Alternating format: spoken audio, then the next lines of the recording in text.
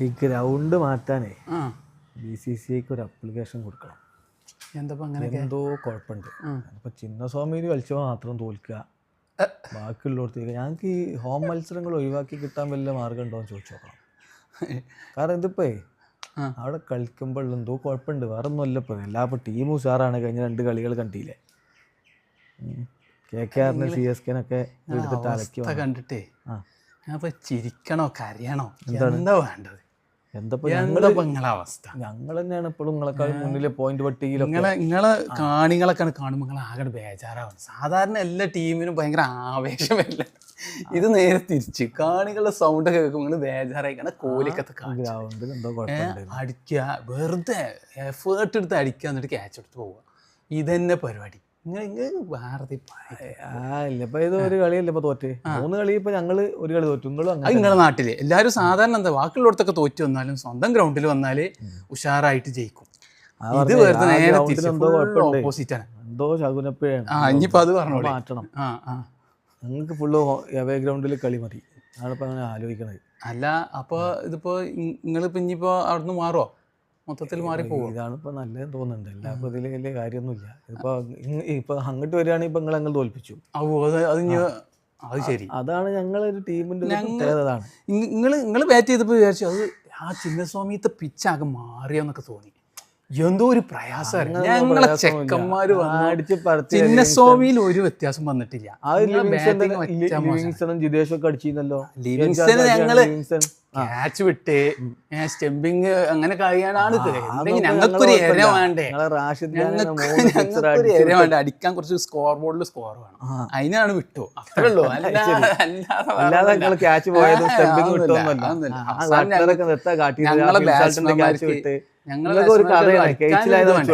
അടിക്കാൻ കുറച്ച് റൺസ് വേണ്ടേ, അതിനും വേണ്ടിയിട്ടാണ് വിട്ടുകൊടുത്തത്. എന്നിട്ട് ഞങ്ങളെ സായി സുദർശനൊക്കെ എന്തോ ഒരു എല്ലാ കളിയിലും പെരും കളി. ബട്ട്ലറോ എന്തേലും പറഞ്ഞു കഴിഞ്ഞാൽ ഞങ്ങൾ ആരാധകർ കണ്ണ് കാണുന്നില്ലാന്ന്. ഞങ്ങൾക്ക് നല്ലോണം കാണും.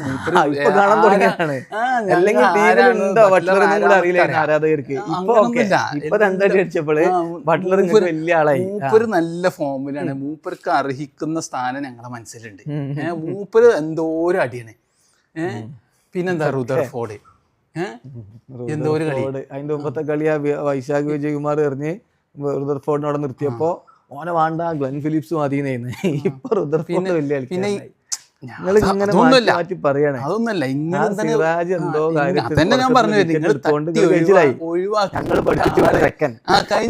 ദിവസം എന്താ പറഞ്ഞിട്ട് ഞങ്ങൾ ഫുള്ള് പഠിച്ചു കാണ്ടാണ് വന്നത്.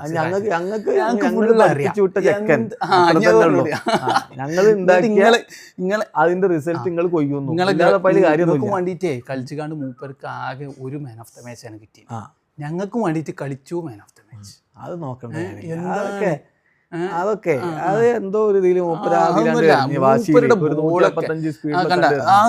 ആ വികാരമായിട്ടുള്ള സംഭവങ്ങളൊക്കെ കണ്ടില്ലേ കോഹ്ലിന്റെ ഒപ്പം ഉള്ളത്.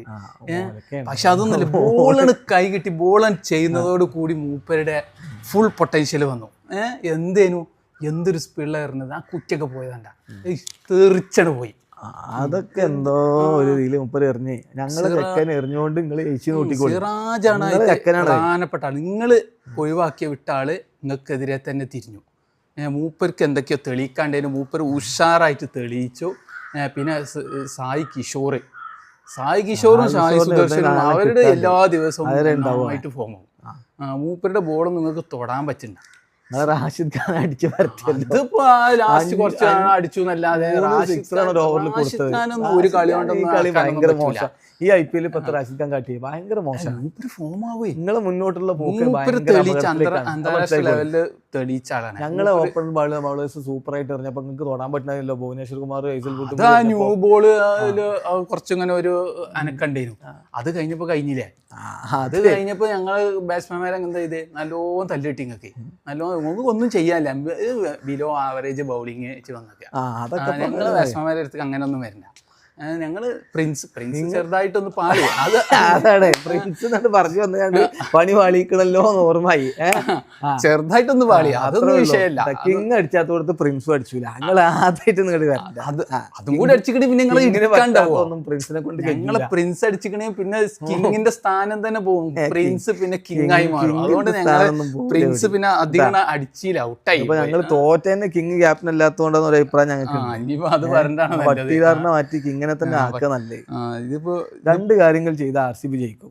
ഒന്ന് ഈ ഗ്രൗണ്ട് മാറ്റി തരണം, പിന്നെ ഞങ്ങളെ ക്യാപ്റ്റൻ ആയിട്ട് കിങ്ങിനെ തന്നെ കൊണ്ടുവരണം. അതോടുകൂടി ഞങ്ങൾ ജയിക്കും. അല്ല ഇതിന് മുമ്പൊക്കെ ക്യാപ്റ്റന് ആരേനു?